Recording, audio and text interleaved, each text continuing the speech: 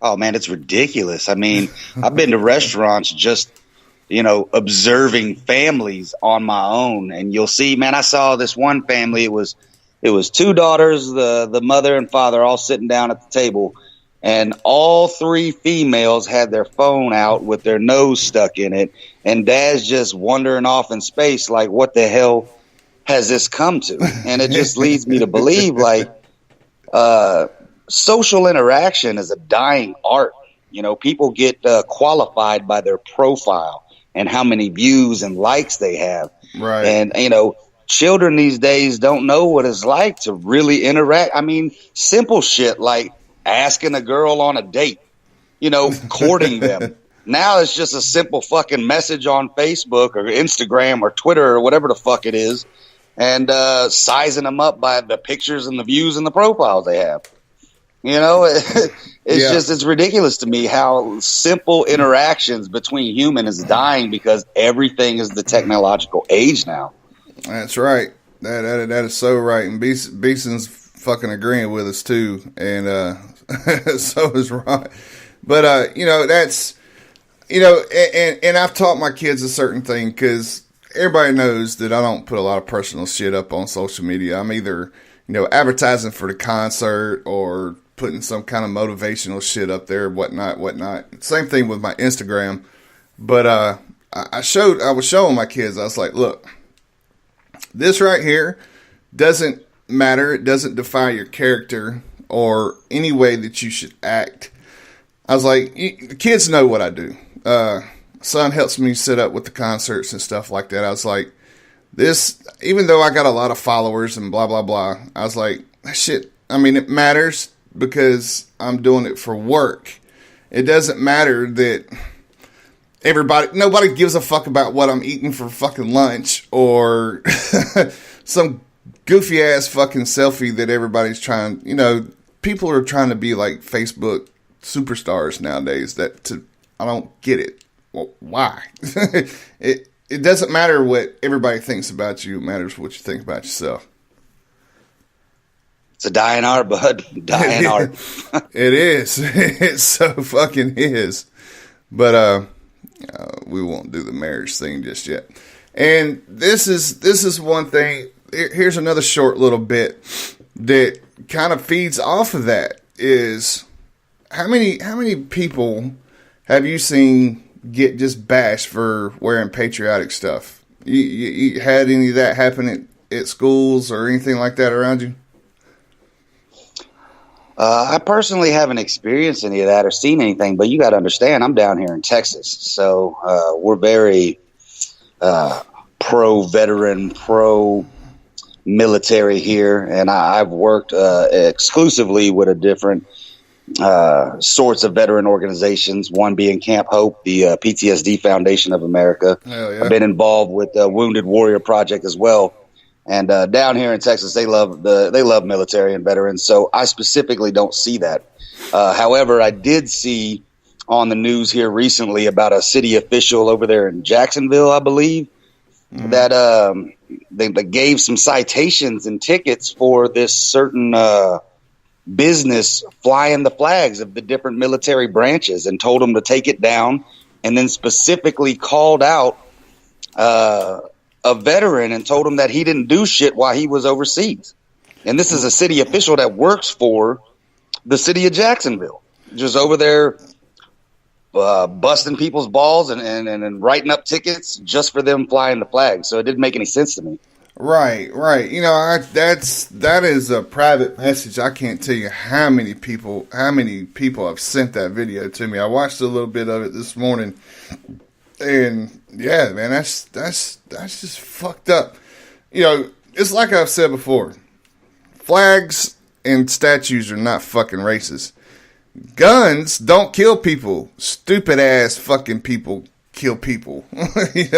So that's just a little fucked up. So here's another little bit from Mr. Calhoun that talks about an American teen apologizes for being too patriotic. Check this out. I'm Adam Calhoun, and this is my big, offensive, hateful American flag. Are you ready for this?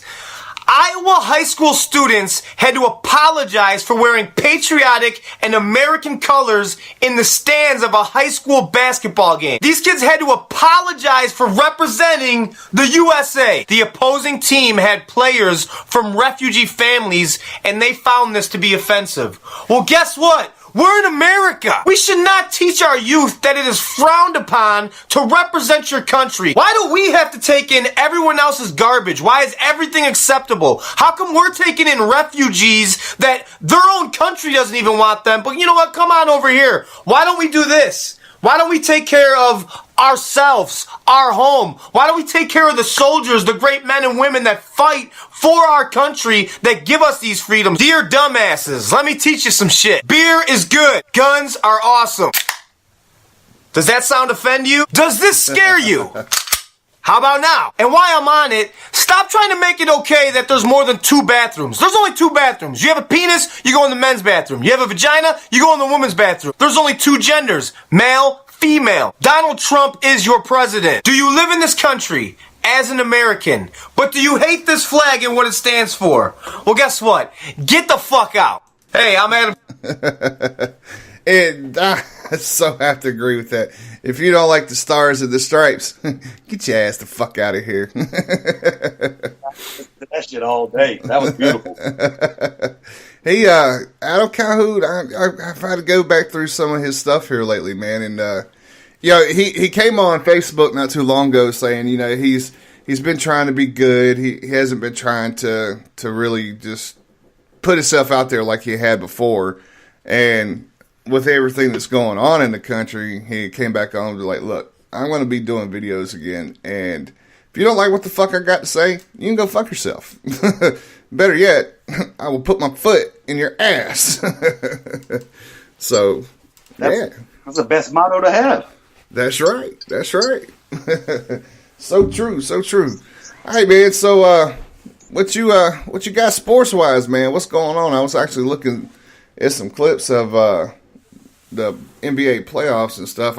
I'm fixing to break down and get a cable box, man. I gotta have my fucking NFL network and all that shit. It's about to kill me. Oh, well, you still got time, brother, because, hell, the draft don't even start till the weekend of the 25th, 26th, something like that. Next weekend, I think it is. And, I'm calling... Yeah, I guess so. It is upon us now, huh? Yeah, I'm calling them motherfuckers today. I might be going over to Spectrum and getting me a fucking box. Just saying. But, so what you got in sports, man? What's up? Well, I still got to pull it up, be honest with you. I just wanted to talk. My thing is football, so I could talk about football all day, but I got to pull up I've been following the Rockets. They play tonight. They're winning the series against the Timberwolves, I believe. Right on. All right, well, while you're pulling that up, we're going to a little song break right here. We're going to play a piece from King's Hollow, the opener to Operation I Got Your 6.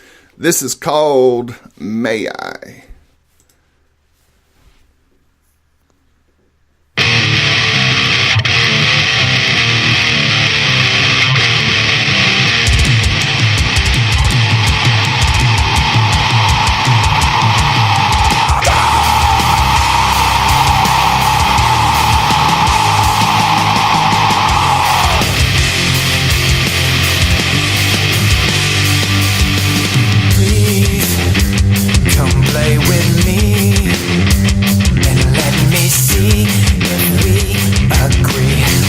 Nothing wrong with me.